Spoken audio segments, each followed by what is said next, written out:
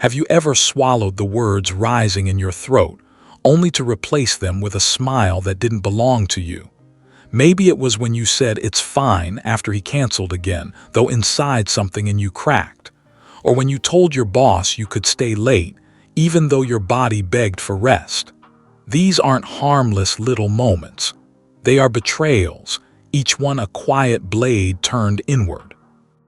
And the cruelest part is that you are the one holding the handle, believing it's the only way to keep love, to keep belonging, to keep the fragile illusion that you matter if you sacrifice yourself first. This is the hidden pattern of self-betrayal. It doesn't announce itself loudly. It lives in silence, in the text you delete before sending, in the apology you rush to make when you weren't even the one who crossed a line, in the way your shoulders hunch every time you swallow a truth you ache to speak. And each time the body remembers. The chest tightens, the jaw locks, the breath becomes shallow. The body carries the ledger of all the times you have abandoned yourself, even when the mind insists you were only being kind, only being loyal. Carl Jung spoke of the shadow as the parts of us exiled into darkness. Self-betrayal is one of those shadows. It masquerades as virtue, but beneath it lies fear. The fear of rejection, the fear of being too much, the fear of losing everything if you dare to honor your own needs. The shadow whispers, if you put yourself first, they will leave. And so you keep giving away pieces of yourself until you are left staring into the mirror, unsure of who is looking back. This is why sovereignty feels so distant. Sovereignty isn't a crown you place on your head one day because you read enough affirmations. It is the slow reclamation of the pieces you've abandoned, the fragments of truth you've silenced, the desires you've hidden away. And it begins in a place most people avoid, forgiving yourself for every moment you betrayed your own heart, because you can't build sovereignty on a battlefield littered with your own self-inflicted wounds. Think of the times you tolerated what hurt you just to keep the peace. You didn't do this because you were weak. You did it because once long ago your survival depended on it. A child will trade authenticity for attachment every single time because belonging is life. That little girl inside you learned that to be safe, she had to be agreeable, invisible, accommodating. She carried that lesson into adulthood, even when the danger was no longer there. This is how betrayal becomes familiar. You mistake it for love, because love once meant losing yourself. It's heavy, isn't it? To realize that your own loyalty has been to pain, not to freedom. To see that every time you silenced your truth, you were trying to protect yourself, but in doing so, you abandoned the one person you needed most, you. This is the paradox of self-betrayal. It feels protective in the moment, but it leaves scars that only forgiveness can heal. Forgiveness is not absolution in the way we usually imagine it. It is not saying what you did was fine. It is saying, I understand why you did it. You were scared, you were young, you were doing the best you could with what you knew. Forgiveness is not about letting yourself off the hook. It is about loosening the chains that keep you bound to shame. Because as long as you hate yourself for betraying yourself, you are still imprisoned by the same cycle. And maybe you already feel it now, the quiet ache in your chest, the exhaustion of carrying the weight of choices you didn't want to make but felt you had to. Maybe you've wondered if you'll ever stop sabotaging your own worth, if you'll ever stop being the one who keeps handing over your crown in exchange for scraps of affection. That ache is not weakness. It is a signal. It is the part of you that is done with pretending, done with silencing, done with bleeding for everyone else's comfort. But how do you forgive yourself when the wounds are so deep and the pattern so familiar that you can't tell where it ends and where you begin? How do you reclaim sovereignty, not as an idea, but as the lived reality of a woman who will no longer betray herself? The answer does not lie in trying to forget the betrayals, but in learning how to face them with compassion and strength.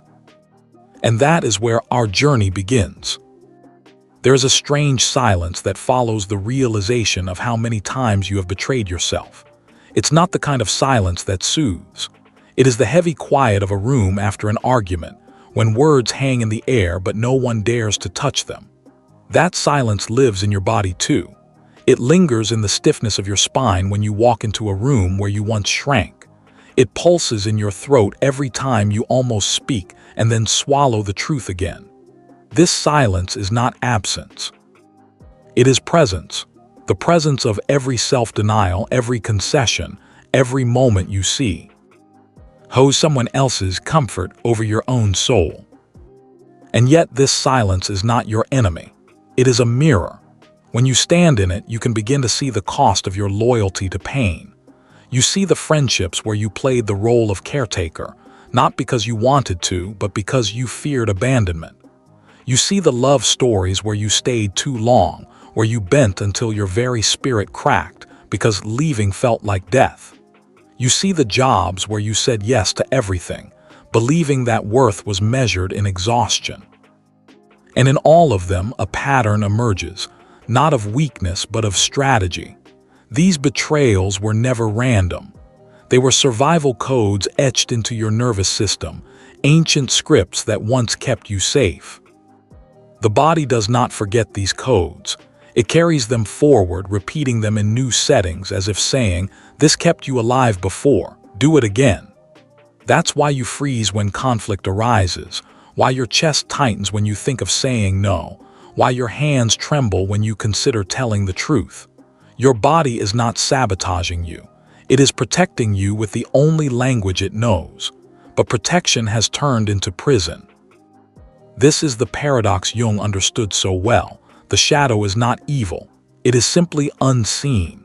Self-betrayal is the shadow's mask. To reclaim your sovereignty, you cannot destroy it. You must turn toward it, see it, name it, and forgive it. Forgiveness is the act of saying, "Thank you for trying to keep me safe, but I no longer need this armor."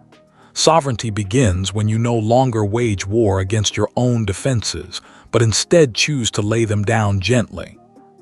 Still, the question lingers. Why is it so hard to forgive yourself? The answer lies in shame. Shame tells you that betrayal means you are unworthy of trust. It whispers that you failed yourself too many times, that you cannot be trusted to guard your own heart. Shame is the parasite that feeds on silence. The more you hide your betrayals from yourself, the stronger shame becomes. And yet, shame cannot survive in the light of compassion. The moment you speak the truth, "Yes, I abandoned myself. Yes, I tolerated what I did not deserve," you strip shame of its power. The very act of naming the betrayal begins to dissolve the poison. Heavy, isn't it? To recognize that the enemy has never been the outside world, but the way you turned against yourself in hopes of earning love. And yet, the heaviness carries within it a hidden promise. If you could choose betrayal to survive, you can also choose loyalty to thrive. The same willpower that once silenced you can be redirected into a new allegiance, one that honors the truth instead of burying it. But here lies the danger of not doing this work. If you do not forgive yourself, you will keep seeking situations that confirm the old wound. You will choose partners who ignore your worth, jobs that exploit your effort, friends who take without giving.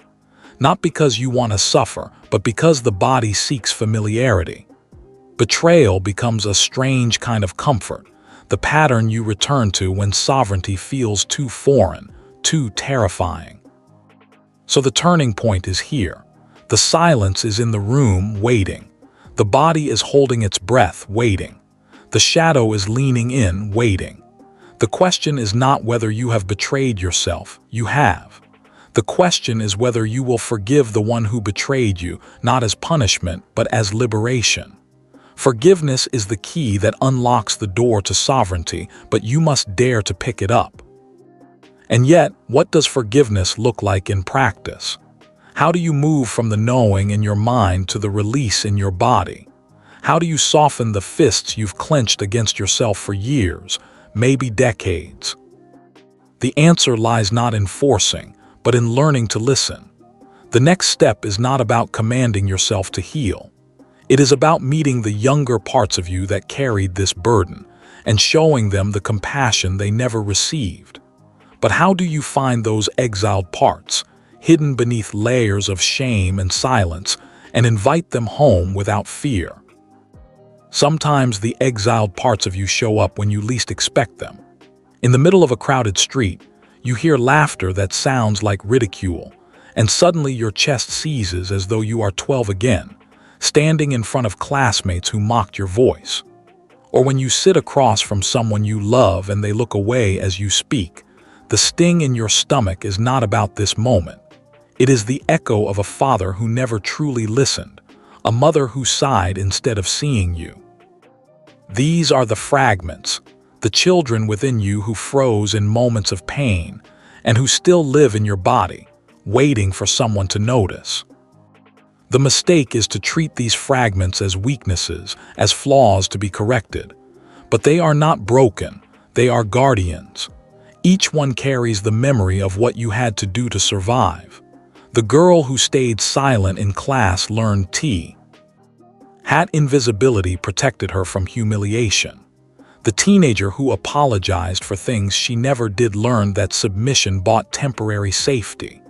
The young woman who said yes when she meant no learned that compliance prevented abandonment.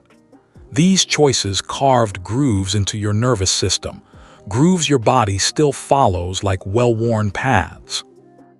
And this is why forgiveness must begin not in the mind but in the body. Because it is your body that remembers, your body that flinches, your body that believes danger still lives in the room. To forgive yourself is to stand in the present moment, place a hand on that trembling chest, and whisper the words no one ever told you. You are safe now. You don't have to betray yourself to survive anymore. Each breath becomes a thread of reassurance, weaving safety into the places that once only knew fear. There is a raw honesty required here. Forgiving yourself doesn't mean pretending the betrayals didn't cost you. They did. They cost you years of silence, relationships that drained you, dreams you pushed aside, energy wasted on proving your worth. To forgive is not to erase the debt, but to stop collecting interest on it. You look at what was lost and say, I will not punish myself forever for the choices I made when I didn't know better. I will honor the survival in those choices, but I will no longer let them dictate my future. Jung spoke of individuation as the integration of opposites, the conscious and unconscious, the light and the shadow. Forgiveness is the hinge on which that integration turns. When you forgive your betrayals, you are not discarding them. You are integrating them. You are saying, that was me too. The woman who silenced herself was me. The girl who swallowed her tears was me. The shadow and the sovereign are not enemies. They are two halves of a whole, waiting to be reconciled. And yet this reconciliation is not a single act. It is a practice. You will catch yourself apologizing unnecessarily and instead pause, breathing before you speak again. You will notice your body tense when you want to say no, and gently remind yourself that the world won't collapse if you protect your boundaries. You will feel the urge to overgive, to prove, to perform, and you will place a hand on your heart, whispering, I don't need to earn my worth. In these small, repeated acts, forgiveness takes root, sovereignty grows stronger.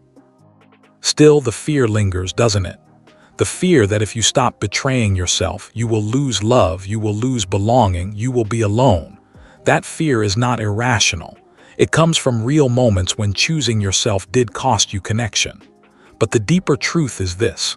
Every time you betray yourself to keep someone, you are already alone. What you keep is not love, but dependency.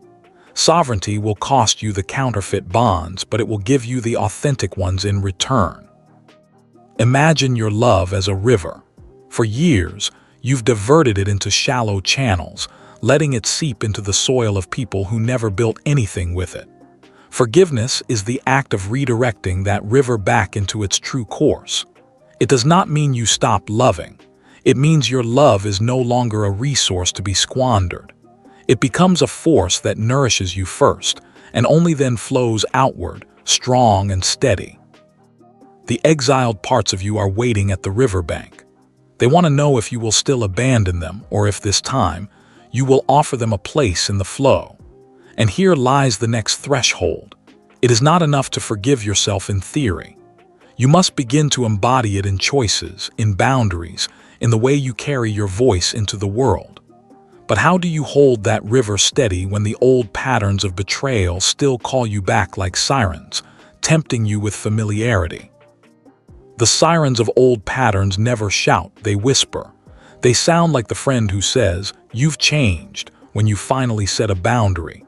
They echo in the silence after you say no, when someone withdraws their affection and you feel that ancient panic rising in your chest.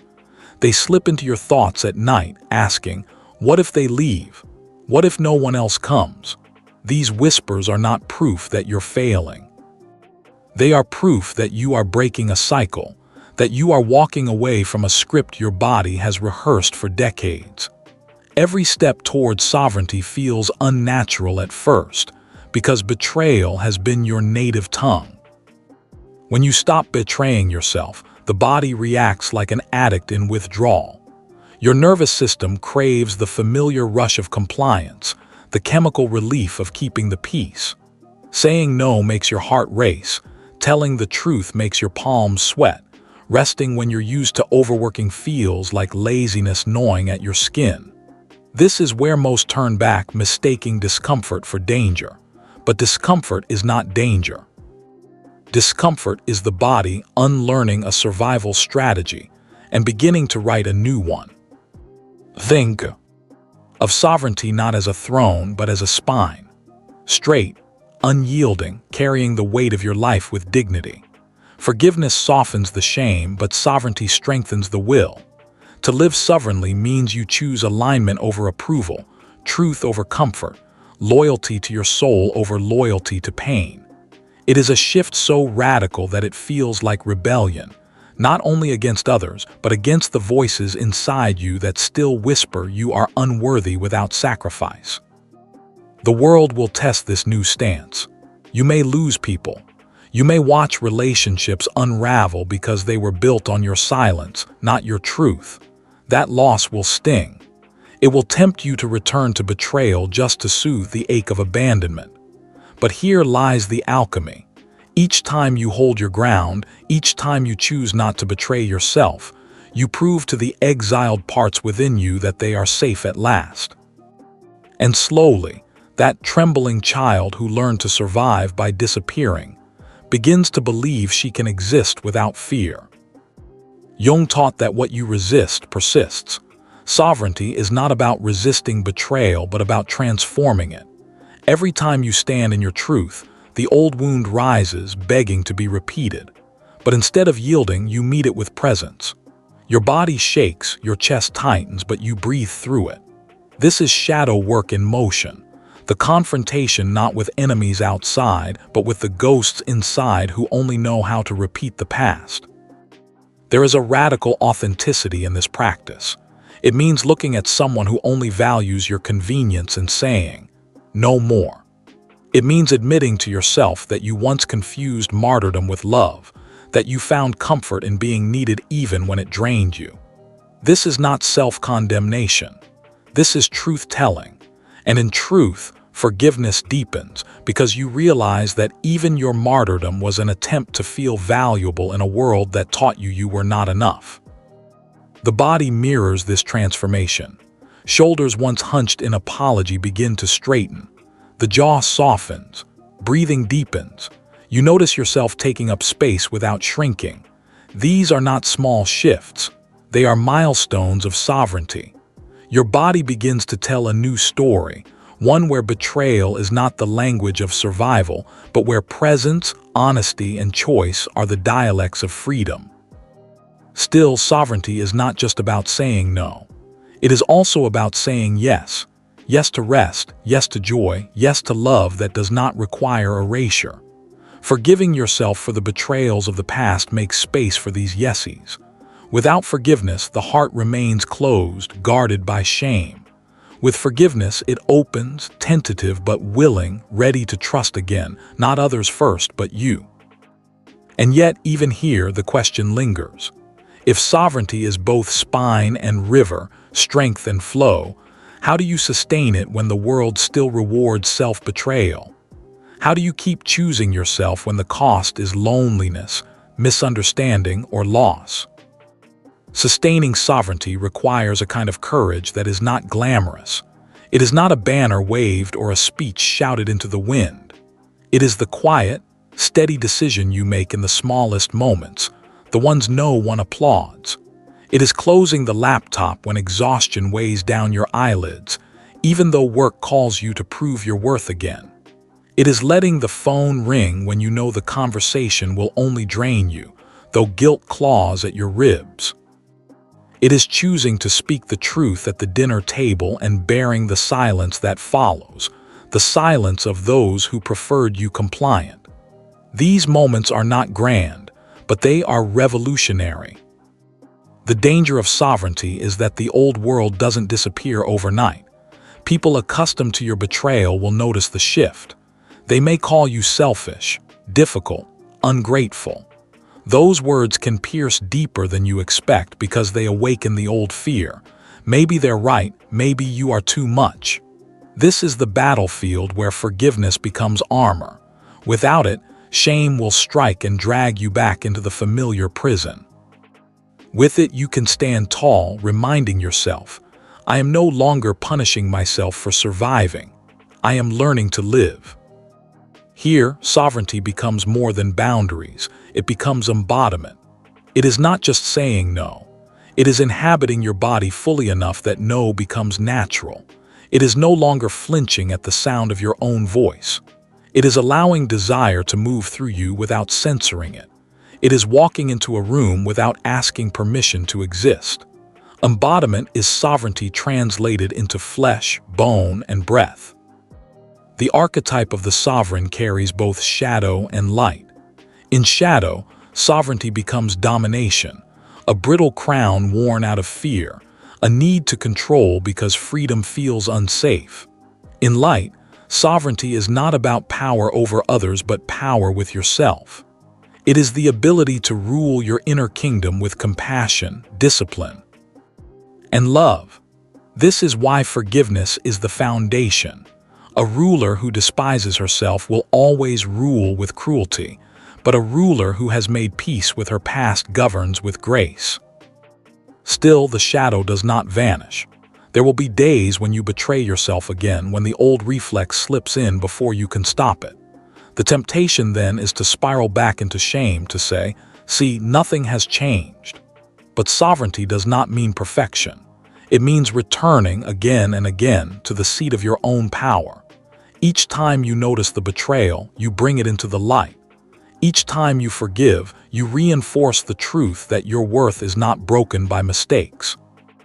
This rhythm, betrayal, awareness, forgiveness, return, is how sovereignty is sustained. There is also a cost to refusing this rhythm. Without forgiveness, the betrayals accumulate like stones in a backpack. You carry them into every room, every relationship, every opportunity. The weight becomes so normal you stop noticing, until one day you wonder why joy feels so far, why freedom feels impossible. Forgiveness is the act of putting the stones down, not because the path erases itself, but because you refuse to keep walking burdened by what you cannot change. Imagine this: a woman walking through a forest at dusk, the pack on her back heavy with years of silence and sacrifice. She comes to a clearing, the air sharp with the smell of rain. One by one, she removes the stones, setting them on the earth. Some are jagged, cutting her fingers. Others are smooth, almost comforting in their familiarity. She lays them down anyway. When at last the pack is empty, she is not lighter because the stones vanished, but because she chose not to carry them anymore. This is forgiveness in its purest form. And yet, even as she stands tall, free of the burden, a question remains. What fills the space where the stones once lived? Forgiveness clears the ground, but sovereignty must plant something new. Otherwise, the old weeds of betrayal will return. The soil of your soul is ready now, but what seeds will you choose to sow? What practices, what truths, what visions of yourself will take root where shame once grew? When the ground of your soul has been cleared, the temptation is to leave it bare. as if emptiness itself could be safety.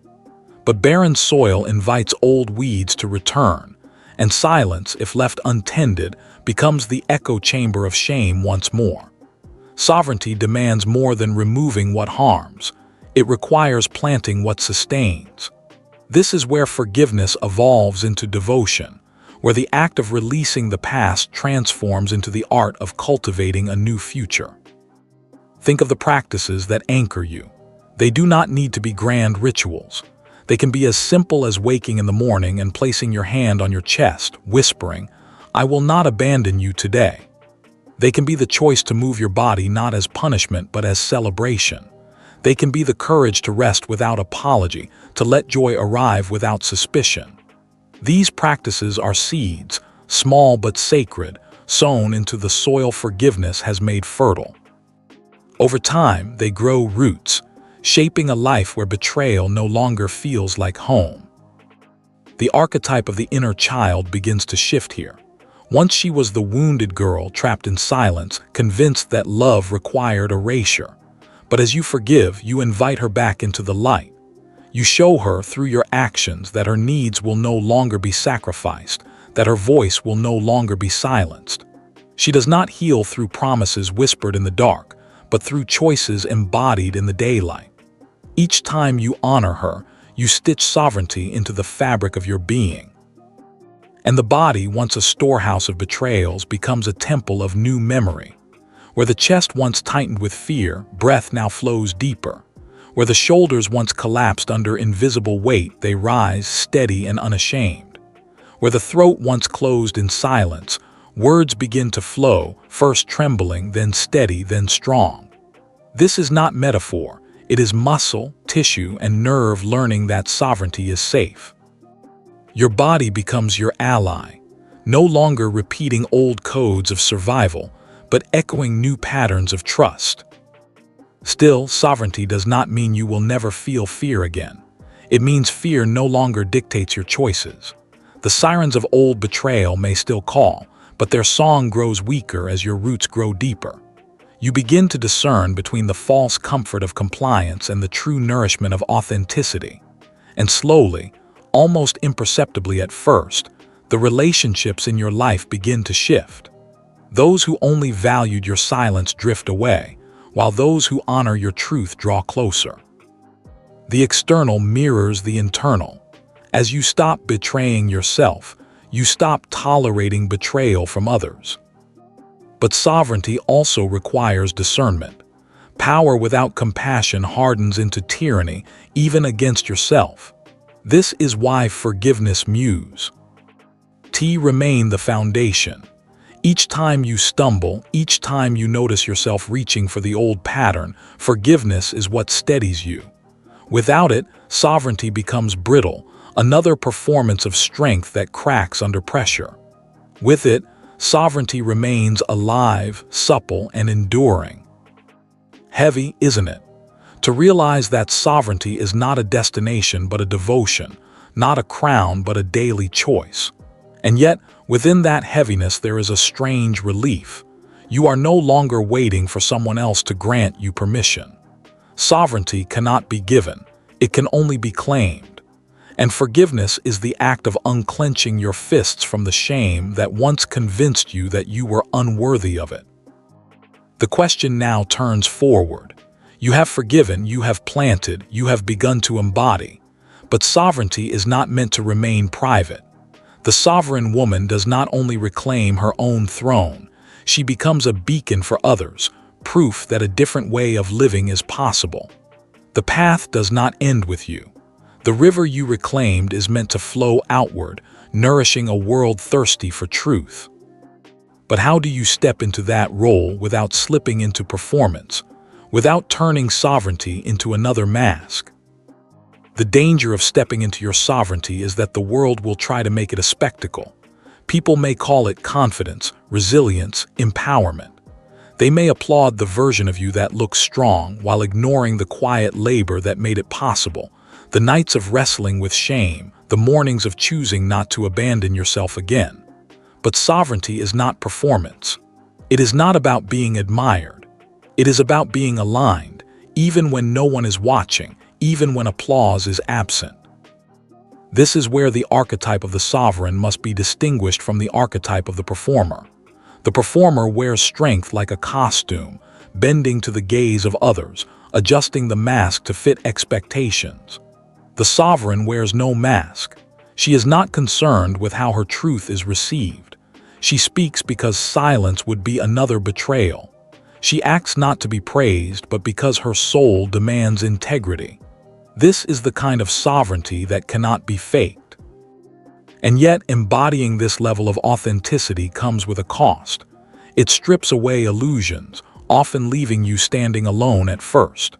The counterfeit bonds that once felt like safety unravel, exposing the raw edges of solitude. It is here that many falter, tempted to return to self-betrayal just to feel connected again. But sovereignty teaches you that solitude is not emptiness. It is spaciousness. It is the clearing where authentic connection can finally take root. Connection that does not require erasure or silence to survive. Your body becomes the compass here. When you stand in a room with someone and feel your chest expand, your shoulders relax, your breath deepen, that is a sign of sovereignty recognized. When you feel the old constriction return, the jaw clench, the stomach knot, that is the body warning you of familiar betrayal. You no longer ignore these signals. You honor them as guides. This is the wisdom of embodiment. Your body tells the truth before your mind can rationalize. Forgiveness continues to weave through this stage as well, because sovereignty does not mean you never slip back into old patterns. It means you meet those slips without cruelty. You notice the moment you said yes when you meant no, and instead of punishing yourself, you place a hand on your heart and whisper, "We are still learning." This gentle loyalty builds trust with the parts of you that once expected punishment, and trust is the soil where sovereignty flourishes. As your roots deepen, something shifts. The river of your love, once scattered into shallow channels, begins to flow with force and clarity. You stop giving it to those who only wanted to drink without giving back. You start offering it where it can nourish growth. You learn that love is not martyrdom, not depletion, not a bargain for worth. Love, when sovereign, is both gift and boundary. It flows freely, but only within banks that honor its depth. And here, a subtle prophecy reveals itself. The sovereignty you embody becomes medicine for others. Not because you try to heal them, but because your presence carries a different frequency. Those who encounter you see what it looks like to belong to oneself, and they feel the possibility awaken in their own bones. Sovereignty spreads not through force, but through resonance. Your forgiveness of yourself becomes a mirror where others glimpse the path back to their own power. Still, the work is not finished. There remains one final threshold, the one Jung would call individuation, the moment you not only confront the shadow but integrate it fully. You have forgiven the betrayals, planted new seeds, embodied sovereignty. But can you return to the very beginning, to that silence where betrayal was born, and stand there not as a Roman 6? See Tim or even as a survivor, but as a sovereign. Can you face the place where you once abandoned yourself and choose, at last, to remain? That is the question waiting now, the final turning of the key. To return to the beginning is the most difficult step. It means standing once more in the silence where self-betrayal first took root, not to relive it, but to transform it. Picture the younger version of yourself, the girl who learned to smile instead of cry, to nod instead of protest, to disappear instead of risk rejection. She is still there, waiting, not in the past but in the present, woven into your breath, your heartbeat, your gestures. For years, you left her behind each time you chose others over her. Forgiveness now invites you back to her side, not as a rescuer but as her sovereign. The air is heavy in this place. The body remembers it too well, the trembling hands, the shallow breath, the ache of holding in words that long to be spoken. But this time you do not turn away. You stay. You meet her eyes. You tell her what no one else did. I will not leave you again. The ground shifts in that moment. The silence that once suffocated becomes sacred. The same silence that once punished now transformed into space wide enough to hold both her pain and your presence. This is individuation, the marriage of shadow and light. The betrayal is not erased, it is embraced. It becomes part of your story but no longer your cage. The girl who once had to disappear is not discarded, she is integrated. She lends her sensitivity, her depth, her courage to your sovereignty. You do not cut her out, you bring her home. And in doing so, you reclaim the full spectrum of your being. You are no longer divided against yourself. The cost of not reaching this place is endless repetition. Without integration, you spend your life oscillating between betraying yourself and punishing yourself for it. But when you forgive and integrate, the cycle ends. You no longer need to repeat the lesson, because the wound has been acknowledged, honored, and healed into wisdom. Sovereignty becomes not a fragile performance, but a living truth anchored deep in your body and spirit. The body, once burdened with memories of self-abandonment, becomes a sanctuary. Breath flows where it once stuck. Shoulders open where they once caved. The spine, once bent under the weight of shame, stands tall. This is sovereignty embodied. Not an abstract idea, not a crown on your head, but the lived reality of a woman who belongs to herself. From this place, your relationships shift. You no longer seek love at the cost of self-erasure. You no longer trade authenticity for attachment. Instead, you invite connection that can meet you where you are whole. You stop chasing those who only wanted fragments of you because you are no longer willing to fragment yourself. Love becomes a meeting of equals, not a performance for scraps. And this is why sovereignty begins with forgiving your self-betrayal. Without forgiveness, you carry shame like a hidden anchor dragging you back into old waters.